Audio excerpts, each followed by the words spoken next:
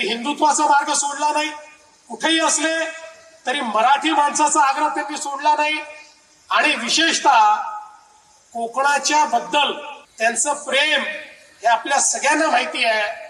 कोकणाच्या विकासाच्या संदर्भात खऱ्या अर्थानं जर या विकासाला दिशा देण्याचं काम हे कोणी केलं असेल तर ते राणे साहेबांनी त्या ठिकाणी केलं.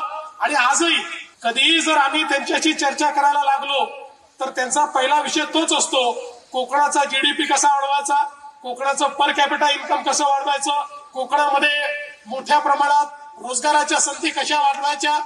मला असं वाटतं की राणे साहेब तसे तर महाराष्ट्राचे नेते आहेत, देशाचे नेते, देशाचे मंत्री म्हणून काम करायला त्यांना संधी मिळाली, पण त्यांच्या हृदयामध्ये मात्र सातत्याने कोकण हा आपल्याला त्या ठिकाणी जिवंत दिसतो, स्पंदित दिसतो. आणि मला असं वाटतं की हे जे नेतृत्व आहे महाराष्ट्राचं, आज जरी ते 75व्या वर्षात पदार्पण करत असले तरी आपल्याला कल्पना आहे की खरं म्हणजे राजकारणातली कारकीर्द ही तशी ज्याला प्रगल्भता म्हणते ती 60व्या वर्षी चालू होते. त्यामुळे 75 हे काय वय नाही.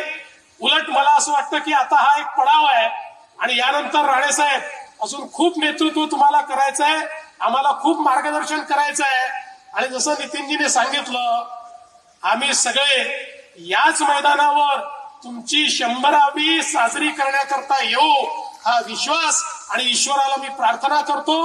तुम्हाला खूप मनापासून शुभेच्छा देतो.